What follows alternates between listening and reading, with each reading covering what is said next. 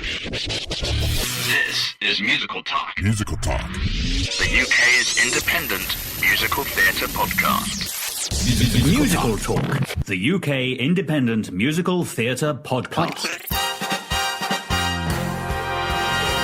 Hello, welcome to this week's episode of Musical Talk. My name is Nick Hudson. In this week's episode, we are going to travel just over 10,500 miles to Australia to hear a discussion, thankfully recorded here in London, about what's happening in the world of musical theatre in Sydney and Melbourne, with my friends Maryann Wright and Luisa Lyons. My name's Maryann Wright. I am a third year politics student studying at Sydney University in Australia, but also on exchange for 6 months at University College London studying politics. And I've been a performer for around 6 to 10 years in musicals. And I'm Luisa Lyons. I've been on the podcast before. You've heard my voice. Hi. And I'm Nick Hudson. There was a quote that was brought to my attention, which I think I've shared with you too, about Ghost going over to Melbourne in 2013. And the quote, what was the quote, Louise? It was something about the three theatre capitals of the world are London, New York, and Melbourne. This discussion today, I'm not going to partake in it, but it's about Australian musical theatre and how Sydney especially is becoming, and Melbourne is becoming the tryout grounds for big shows, not in Ghost's defence, of course, because that was Manchester. So I'm going to let you two battle it out now, as you both share the same locale in which you were born and raised, which is Sydney. Well, actually, I was born in Melbourne, so I can jump on the Melbourne bandwagon in cultural capital superiority. Ah, yes. That goes way back. And I still don't think anyone has clearly won yet. No. Most people have never heard of our actual capital of Australia, which is Canberra, which is not a musical theatre capital. No. But they picked Canberra as the capital because Sydney and Melbourne, they didn't want any argument between Sydney and Melbourne over who was going to be the capital of the new Federation of Australia, way back in 1901. Yeah, but Sydney and Melbourne are definitely the cultural hubs of Australia, and they're quite close to each other too, so as a performer it's not too hard to live in either or. So yeah, in the last few years, both cities have seen a lot of tryouts of new shows that are bound for either the UK or for the North America market. And I think in recent history that has started with shows like Dirty Dancing, where it has an American creative team, like the writers and the producers are all based in America, and they've identified Australia as a really good place to develop new work because there's an absolute plethora of talented people performing wise and backstage, and their producing teams bring all the creatives over to Australia, and they spend, I think it's usually 6 to 8 weeks workshopping new material. And then they have their opening nights in Sydney or Melbourne. Mm. And certainly with Dirty Dancing, I was working at the Theatre Royal when it opened, and it was quite a big deal because Sydney and, well, Australia in general doesn't usually get new musicals. There is a lot of homegrown stuff, but audiences don't go to see it, and it's certainly not produced in the big commercial theatres. So it was quite a big deal to have these big shows coming across. Yeah. Was Dirty Dancing a musical? It is. I would disagree, but we'll have that for another. We'll say that for another day. For the purposes of this discussion. Yeah, it's a show that's travelled as a big commercial hit. Yes. Dirty Dancing was before my years of getting involved in theatre. In terms of in the last few years, we've had Dr. Zhivago come to Sydney, and it had its world premiere here. Not here, but in my hometown of Sydney. You're in London now, dear. Yeah, I'm in London now. I have to keep reminding myself. That was produced by Anita Waxman, who is an American producer, and Lucy Simon, who wrote the score, who also wrote Secret Garden. They brought their American creative team to Australia to work with John Frost, who is an Australian producer, quite distinguished. He gets a lot of the big shows like Wicked, and he's doing Officer and a Gentleman also, which is opening at the end of this year or the start of next year. Yeah. And I spoke to Anita Waxman, and she said they were so impressed with the talent in Australia, and they said that they could have cast the show over and over and over again. And that's not only talent in terms of performance, but also stage crew, technicians, lighting designers. It's also slightly cheaper to produce shows in Australia too.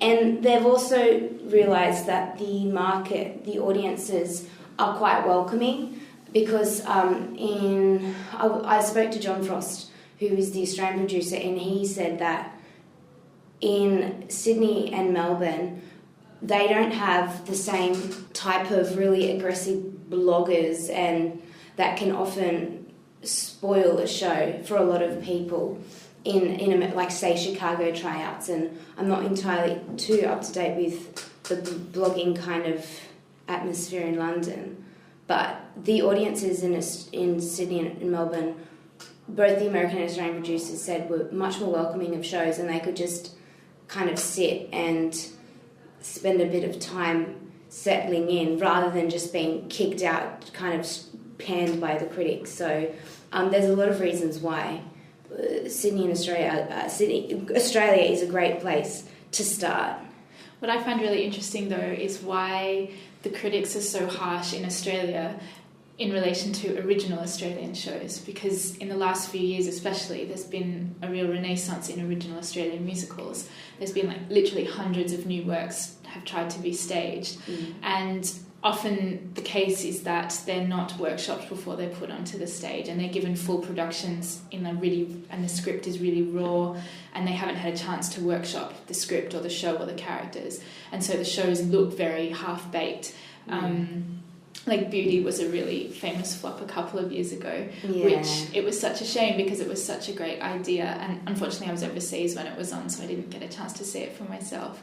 I know one of the performers, and she was excited. Of course, any new Australian work that is produced is exciting, but it was pretty much, I don't know the absolute specifics, but the person who wrote it really put a lot of his life savings into producing the show, and unfortunately... Never put your own money in the show. It didn't work. Well, it didn't work. What happens? She didn't have a very good time, from what I heard. What happens in Australia is that we have all these people who love musical theatre, and we have people that the performers are very highly trained. There's a lot of access to training for singing, acting and dancing.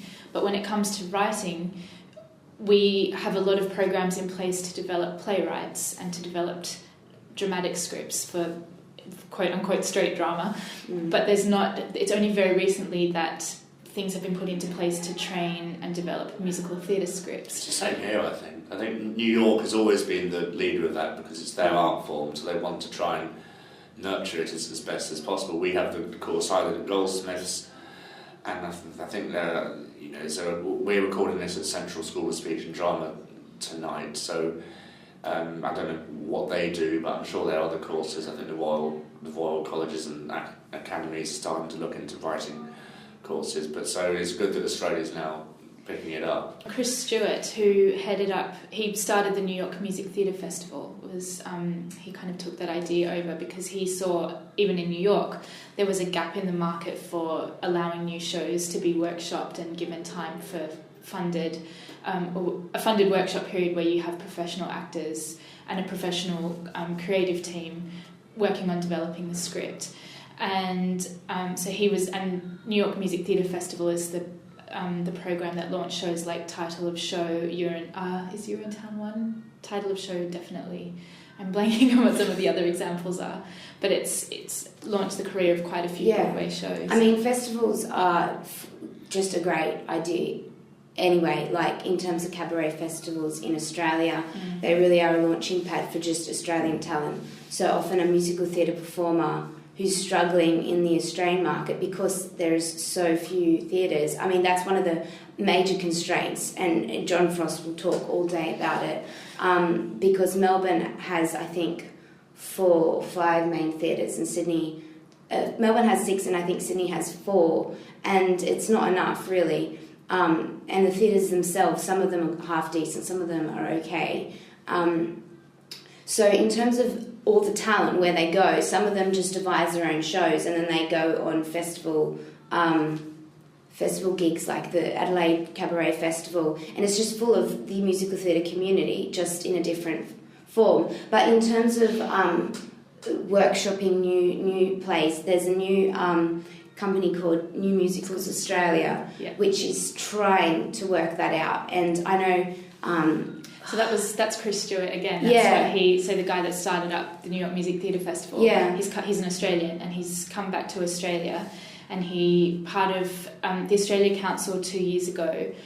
So in the last 10 years, there's been this massive burst of Australian musicals, but they were all jukebox musicals. So there was Shout, based on the life of Johnny O'Keefe, Dusty, the original pop diva, based on the life of Dusty Springfield, and then the third one, oh god, it's huge. Priscilla. No, before that, Peter Allen, Boy from Oz. Yeah, Boy from Oz. And then of course Priscilla. And what the Australia Council, which is a big funding body for the arts in Australia, what they looked into was why. So we have, and with all these international musicals happening in Australia, so like things like Wicked and Jersey Boys and We Will Rock You and Mamma Mia, they're all really big in Australia. But what they were interested in, why are audiences going to see this stuff and not supporting Australian work? And they decided, through all their investigations, found that the reason Australian musicals aren't coming off the ground is that they don't have time for workshops.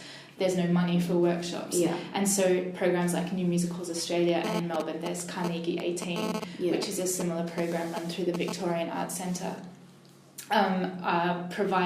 asking for submissions where writers can put in their shows, whether they're finished or not, and there's a panel of industry experts who select 4 or 5 shows a season, so per year, and then each show is given a week with funded rehearsal space. They pay the actors, they have a creative team, so like a dramaturg and a music director on board, and they have space to workshop their material, and then they perform them in front of an audience, and are able to get feedback through question and answer sessions and written feedback. Yeah, and similarly, Kookaburra, the National Musical Theatre Company of Australia, I was the youth ambassador for that, and I thought it was a fantastic idea, run by Peter Ross and Peter Cousins.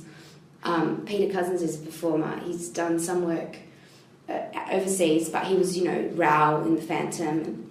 And Peter Ross is also a producer. He's now in Tamworth at the theatre there, but that had a body of that. I thought that was a fantastic idea, and it was really sad to see it fall apart, because not only do they produce shows, they usually smaller shows, not the mega musicals, but they also had the youth body, which they had workshops. And I did a workshop with Caroline O'Connor, and through there I met Hayden T, who's done work on West End as well. And they also had the writing pad. So then they did The Hat Pin, which is a fantastic Australian show written by Peter Rutherford and James Miller. And I did some backstage work with them, and it had a great cast, and it overall had a reasonable reception. But because the Seymour Centre is not really one of the main theatres, the way to get audiences was just a challenge, and I'm not entirely sure how profitable it was, but the future of the Hat Pin, they got a cast recording, and then I think they went to the New York Festival, and then they took most of the cast to that and launched there. But, that was one of the better things I'd seen so far in terms of Australian musical theatre, and it was nice to have a full show. And James Miller and Peter Rutherford are continuing to write and produce shows. But that was really a big thing for them. Just to quickly explain what Kookaburra is, because it's probably not been heard of outside of Australia. It was a company set up by Peter Cousins and Peter Ross to address a gap in the market for a professional musical theatre company in Australia, and their vision was to stage sort of 4 or 5 full-scale productions a year of sort of more well-known musicals, and then use that money to fund the development of new works through, was it also called The Nest? Yeah. Was that? And then they also had a massive youth program where they brought in school children from the country and from regional areas into the city to see current big productions, and to also have workshops, like you were saying, with industry professionals. And it was a fantastic, when it was launched at Star City in Sydney. It was massive. They were just literally. It was in the Lyric Theatre, which it's a commercial venue, it seats over 1,200 people, and it was filled to the brim. You could not get a seat for love nor money, and there was a real excitement around it when it was launched. And unfortunately, there were a few administrative decisions made that just kind of saw one bad decision after the other that led to its demise within a couple of years, which was a real shame because it got a lot of people enthusiastic. But it was interesting hearing Peter Cousins speak at the New Musicals Australia launch, because people asked him if he felt that Kookaburra just came at the wrong time, if it was a bit too soon for it to be launched, that the Australian public hadn't caught on yet that they indeed did love Australian musicals. But I think, like you're saying, people like Peter Rutherford and James Miller, Anthony Costanzo, there's this new generation of Australian writers who are only young, they're only in their sort of late 20s, early 30s, who are they're continuing to work on their craft, and they're going overseas and seeing what writers in New York and London are doing, and then they're bringing that back to Australia, and just getting out there, getting their work staged wherever they can. But this goes back to the poor guy that staged and wrote Beauty with an Australian accent. It was Beauty. It was a retelling of the Sleeping Beauty myth with an Australian twist. And unfortunately, what happens in Australia is that there is no funding model and there's nowhere to go for funding first of all, to even workshop a show, let alone to stage it. And so what writers are doing is that they're getting their scripts sort of, even early drafts finished, and then getting them onto the stage just because they need to see them on stage. And then this goes back to what we were saying about the press. The press aren't kind to these new productions. They don't take into account these productions have never been workshopped. They've not been given a lot of rehearsal time. Most people on these productions they're working other jobs throughout the day, so they're coming in to rehearse at night or on the weekends, and then coming onto the stage really half-baked.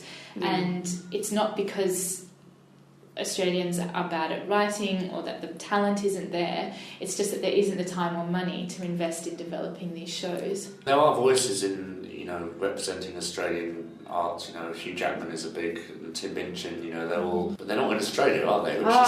There's certainly, and this is a part of the problem for Australia, is that a lot of artists are lured by bigger markets overseas, because the other problem we have in Australia, a show will be created, and even if it's successful, so for example Keating, it's a musical about former Australian Prime Minister Paul Keating, and it's hilarious. Not about Andrew Keating. No, not about and it started out at the Melbourne Comedy Festival, so that festival circuit we were talking about earlier.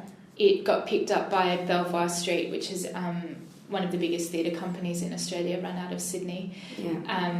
And this production of Keating toured right around Australia, did all the regional centres as well as all the capital cities, and the ABC, the Australian Broadcasting Corporation, picked it up and filmed it, and it's now on DVD. But that's kind of the end of that show's life, because no one outside of Australia really knows who Paul Keating is, and certainly wouldn't understand the politics behind it that makes the show so funny. And so Neil Gooding, who's quite a well-known Australian producer and writer, he believes that for an Australian musical to have any kind of life and longevity, it needs to be saleable to overseas markets, because our population is just so small. And so I think that's true of new British shows as well, because it's a blessing and a curse for Britain, because we invented the mega musical, this musical that could be translated into any language in the world, and the story is so accessible that people will get it, which is why Ghost will work anywhere, Matilda will work anywhere, because the shows are that universal. But if you're doing kind of, I don't know, Swiss Cottage the musical, it's not going to work outside Central School of Speech and Drama. And a lot of people need to realise that, you know, George Stiles has said the title has to sell itself. Yeah. In the same vein, Keating was a great success, and I mean, I know that a team of people from Sydney University is actually producing that show, just in an amateur setting. In the SUDS, what's the... Muse. That's right. right. Society. SUDS is the Dramatic Society. Sydney Uni Dramatic Society. It's quite good. I recently did Into the Woods with Muse, and Keating, I think, will live on for quite some time in Australia, and the amateur circuit is another part to consider. Yeah, and as it was, you know, it's great, and I think it got people, oh, that was funny, and even people that don't like musicals went and saw it and really enjoyed it. But in terms of, I think the issue for Australian musicals is complex, but the funding model is very important, because in Australia, sport and arts are strangely considered under the same thing, which blows my mind. And usually the proportion of funding is much stronger in sport. So sport gets so much funding. I mean, and we do have great Australian sport, but the arts bodies are very small and have limited funds. And I mean, part of the reason why we're getting Strictly Ballroom, part of the reason why we got Dr. Zhivago, is because now the arts bodies are fighting in Melbourne and Sydney to get these shows. So they're saying, we'll give you this much money. Because, for example, Barry O'Farrell, who's the new Premier of New South Wales, which is the state, Sydney is the city. He's the new what? Barry O'Farrell is the new Premier of New South Wales, of which Sydney is the major city. One of his election promises, I suppose you could call it, is to get more musicals through the arts bodies. So when we got Officer and a Gentleman, the premiere of that, he was at the front of the page getting his photo taken with, you know, all of the producers, because he found that as a success. And I mean, that's exciting, even though it's a lot of, oh, look how great I am. But that's important. It's important for the premiers to be seen supporting the arts. Well, so become a political. Yeah, politically you can drive the agendas towards the arts as well, and he will go and he'll be seen at a show. So the premiere of, I don't know, Dr. Zhivago, he would go to that, and you'd see all the main theatre performers, and then you'd see politicians, and it's kind of nice. And I think that's what you need as well, the arts bodies to really get the funding, and that is through the state government as well. Now, Luisa, didn't you go to the opening night of Dr. Zhivago? It wasn't the opening night, but I was there for one of the early previews. And Maryann, you've seen it? I've seen it, yeah. What did you think of it? For me, the production didn't match the... Hype? No, the score and the kind of the idea behind, like the concept, and it for me it didn't match. But I'd not seen the film, and I've had friends that had seen the film, and I think it was one of those things that you had to have seen the film in order to understand entirely what was going on the stage. But really beautiful performances. Anthony Warlow is just the most gorgeous man. I love hearing him sing. He's one of those performers that has that rare X Factor thing. Well, he really is driving the Australian musical theatre scene. Like, he's in Annie now, yeah. And people just book tickets to see Annie purely because Anthony Wallow's there, which is great, and he completely deserves all the acclaim he gets. He's got a beautiful voice. It's like my mean Karen Blue, isn't he? Yeah. He is. And he has always been a big drawing card, just like Marina Cry is a big drawing card.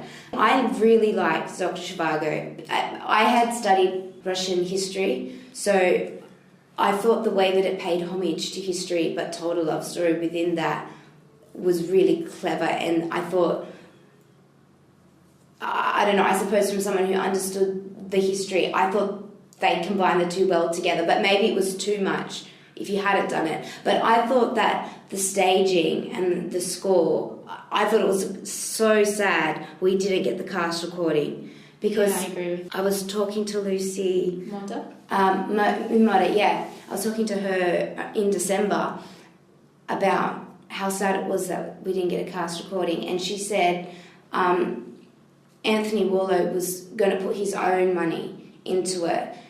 The whole cast, I mean, it was a beautiful production, and the whole cast was so excited to get the cast recording out there, because that, really, a cast recording is international, so people can buy it, so people who've never seen the show before can listen to the soundtrack, get excited about it. And when I was originally speaking to Anita Waxman about where it's going to go, she said, well, you know, it could go to London or New York. We don't know yet. We're going to play it by ear, maybe see a reworking of it. It was originally meant to come to London. Yeah. And then when I spoke to Lucy about it in December, she pretty much just shook her head in dismay. So it sounds... I've still got hopes that it'll be reincarnated with the original cast, because I thought the original cast did a beautiful job. It just shows, just even with all the money that the American creative teams have behind them, it's staging a musical is a really difficult thing. And, you know, even coming to Australia, where the production cost, because of the way the Australian dollar is at the moment, is much cheaper than trying to mount a show out of town, inverted commas, like Chicago or Boston in the States, before it goes to Broadway. It's a difficult game to play. What's exciting is we're soon going to get the DVD of Love Never Dies, the Australian production, which is very exciting, because I will never see that production, because I can't handle flying to France, let alone a 7-year flight to Australia with an itch. That's good. And I wish more showed, like, imagine if they filmed Dr. Zhivago. They wouldn't have to... It doesn't cost that much money to film a show, really. It's an interesting thing with new technology and the way that the internet is becoming, or is such a big force in promoting a musical. So like Officer and a Gentleman, for example, have just released a clip of, I blanked, she was in Wicked. Amanda Harrison, she was in Elphaba and Wicked in Australia, and is now originating this new Officer and a Gentleman. And they've just released one of the tracks from the show, and they've got a little video clip of... Is it an original musical? Yes. Good.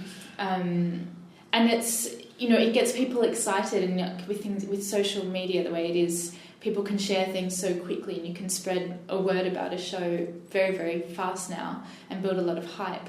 And I think that it's something that shows still really haven't quite caught on to, that filming, because there's this kind of fear around having it accessible that people won't come and watch it. Of course they will, because nothing beats, you know, I'm not going to watch a show on my 20-inch computer screen at home, and then not come and see it. Like, I think it inspires people to come and see live theatre, and give me Act One, you know. Yeah, or even just, you know, a big... The opening song. The song and dance number. Mary Poppins did that for Step in Time. They filmed the theatrical... Put it on the new DVD they released, put it on the website, put it on YouTube. You can just watch it for free. Yeah. You know, you see a great effect, you see, well, what else they could do. Yeah. I'll go and see the show. Yeah.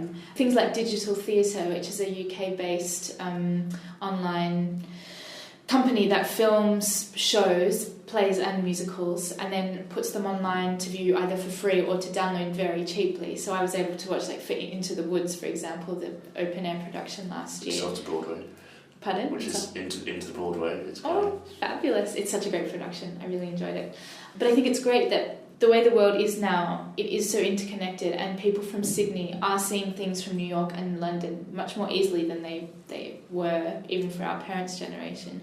Yeah, I think it will be interesting to see how successful digital theatre is, because it's a wonderful initiative, and I've seen lots of shows already. It's so cheap. I mean, I saw all my sons for I think $6, and I would never... £27,000. Plus tax.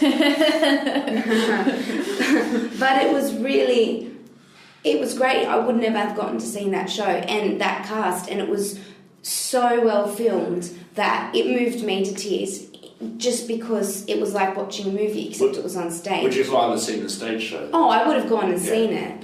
But that's me. We're veering off the subject of Australian musical theatre, but whilst we're on this digital, the cinemas that are playing are now a big force in staging, the O2, Les Mis, and Phantom of the Royal Albert Hall, and they're all beamed across cinemas around the world. Yeah, it's something that's come to Australia through the Dendy cinemas, where they will broadcast. Thank you for bringing it back to Australia. My pleasure.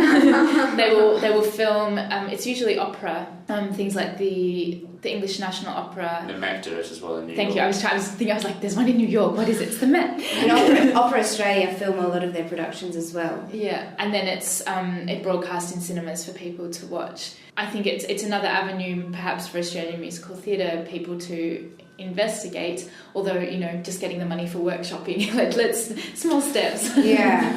But it's really, it's kind of bizarre to be coming across to London right now to be studying musical theatre when there is so much going on in Australia. It's kind of, there's a little thought in the back of my mind, is this the wrong time to be moving across? Especially when your thesis is on Australian musical theatre. Well, there's that, but there's this magical thing called the internet. Yes. Skype. Yeah. So much is online these days. I'm in two minds about it. I'm excited by how much new work is being created in Australia. Big shows like Officer and a Gentleman and Strictly Ballroom is Australian. It's written by Baz Luhrmann, famous director, and Strictly Ballroom is a fantastic Australian film from 1992. And speaking of that, we have to mention Moulin Rouge, I think, which was a big sort of Australian musical because Nicole Kidman was in it. Well, it was filmed entirely within Australia at Fox Studios in Sydney. All the cast are, except for the leads, all the cast are Australian actors and dancers. Nicole Kidman, Richard Roxburgh. Yeah. We had Caroline O'Connor in a swing. Yeah. Pretty much, Moulin Rouge is a catalogue of brilliant Australian musical theatre performers. Christine Anu is one of the dancers. What are they called? It's been a while since I've seen the film. One of the Can-Can dancers. She's one of the featured girls. Obviously, Caroline O'Connor, Richard Roxburgh. I'm blanking on the other people's names. Was Tamsin Cowell in it as well, just to bring it full circle? Not at that point. No. I mean, obviously that will become music it's trying to be on stage. Oh, it will be fantastic. And where better place to do it than Australia, so I hope Baz Luhrmann does go into doing more stage stuff. Well, it's interesting because Baz Luhrmann, his first three major films, Strictly Ballroom, Romeo and Juliet, and Moulin Rouge. So a sequel, aren't they? Well, he called them the Red Curtain Trilogy, and it was exploring different facets of creativity. So Strictly Ballroom was expression through dance, Romeo and Juliet was through language, and Moulin Rouge was through song and dance, or through musical theatre. And it will be interesting now that he's back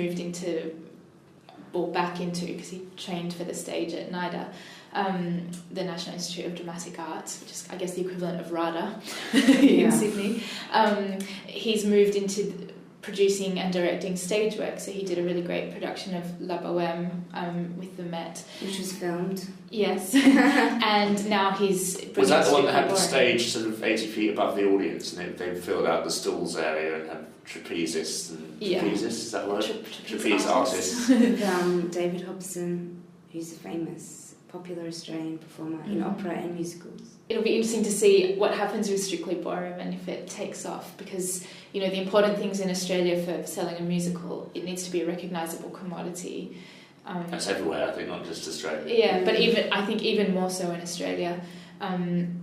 Something like the hat pin is such a fantastic, it's such a beautiful show. And but the average person who's not a theatre person is very unlikely to go see the title isn't selling it to me because they don't know what it's about. And Peter Rutherford and James Miller, although they're very well known within the industry, they're not yet known outside of the industry. They're not a name like Andrew Lloyd Webber or Tim Rice. Yeah, I mean part of the problem is that the musical theatre community in Australia is quite small, and there will always be us to go see shows, but in terms of selling it to the average audience and, me trying to convince my non-musical friends to come and see a show with me, you really do have to sell it to them. And unfortunately, something like the hat pin and seeing a poster with, this girl's face kind of blurred out on the sides, they have no idea what it's about. But then when you get Mary Poppins, people grew up on Mary Poppins, so it's very easy for people to go to that show. And I'm in half a mind about the commercialisation of shows, and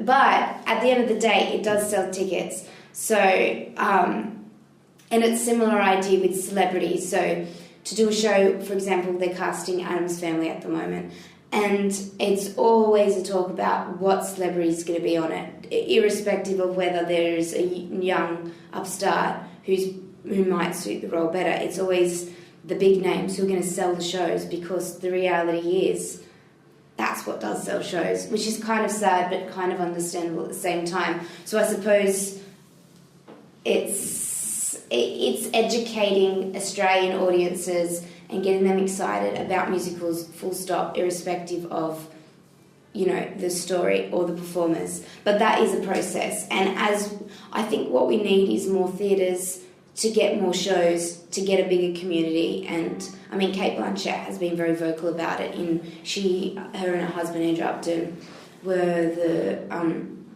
head of the Sydney Theatre Company, and they were all about just having bars open late at night, so after a show you can go and talk to people about it, because we don't have that in Sydney.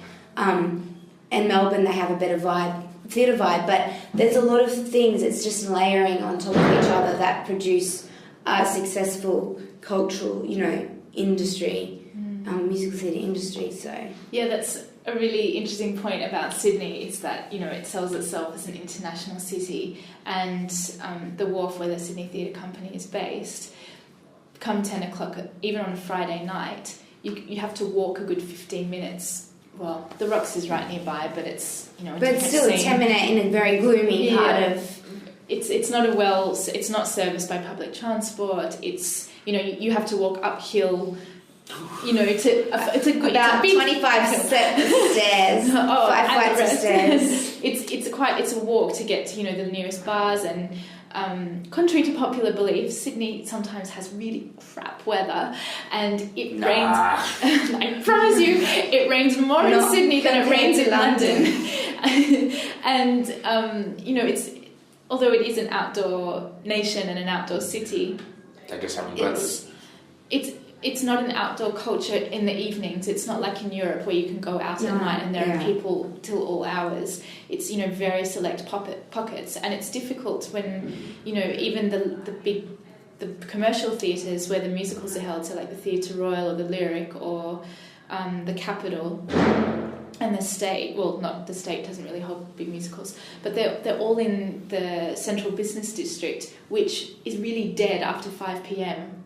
of an evening. And it's, you know, how do you market to people, come and see your show, when, you know, there's a lot of pre-show stuff, but after the show there's not a life, like it's not like London or New York where you can just step outside the theatre and there are a plethora of wonderful restaurants and cafes. And then also the public transport is crap, and when, you know, late at night it's difficult for people to get home. Parking in the city is super expensive, so there's all these factors that you have to play into. I mean, Sydney Theatre Company has tried to compensate by having wharf sessions and things like that, where they've got live bands and an open bar after the show. But really, in terms of fostering a community atmosphere, you feel a sense of community sitting in the theatre, and at the end of the show everyone's clapping and they've had a great time and there's big smiles on their faces as they go out. Once they go out, they're out in the, you know, the mist of the city, never to be seen again. And if they had a place to capture that excitement where people could meet and talk, sometimes they have Q&A sessions afterwards and little parties and things. Sydney Theatre Company also have YAP, a youth advisory panel, which organise post Q&A and pizza sessions, which are great ideas. But there needs to be more of that to, again, foster that community. Luisa, thank you very much for watching Lyric about this. You're doing a research paper about this, so feel free to quote this episode in your paper and give it appropriate credit. Well, hopefully once I've done all my research, I'll come back and do a follow-up episode. And Maryann, you have a blog and a Twitter and various other things that people can visit. Yes, I'm sure if you type in Maryann Wright, you could find a few things. I'm a journalist, so I have all sorts of articles on my website, but I also am a performer as well, so I have a YouTube channel. Very nice. Spell it out for us. Okay, you can go to www.maryann, so MARYANN, Wright, WRIGHT.wordpress.com, and from there you can find everything. Okay, ladies, thank you very much. Thank you, Nick. Good day, good night. And I'm going to ride back to home on my kangaroo and my, what are they called, bears? Bears. No, they're not Koalas. They're not bears. Boomerangs. What else can we stuff in? Well, careful, Nick. Didgeridoos. Throw a drop bear on you. Or tarantula. Well, I hope you found that thoroughly entertaining, enlightening, educating, and enjoyable. Please do make sure you follow us on Twitter at twitter.com/musicaltalk. We're also on Facebook at facebook.com/musicaltalk, where we've enrolled in the new style of page layout. Oh, that's very posh. Please do bear in mind that this episode is copyright Musical Talk 2012. It was presented by Nick Hudson, me, Luisa Lyons, and Maryann Wright, and edited by Nick Hudson. Have a lovely week. We'll see you next week. Bye. And here are some musical out-talks. Is it too echoey in here? That's fine. Hello, I'm Maryann Wright. Oh, is it formal? That's your name, yes. Hello, I'm Don't ask me. Maryann wrong or... I don't know if you want the first and last name. My name's Maryann Wright. I am a third-year politics student. You just admitted to mention. People claim he's that a British as a Brit. He's half Australian, I say. I'm a quarter Australian, but I'm still British.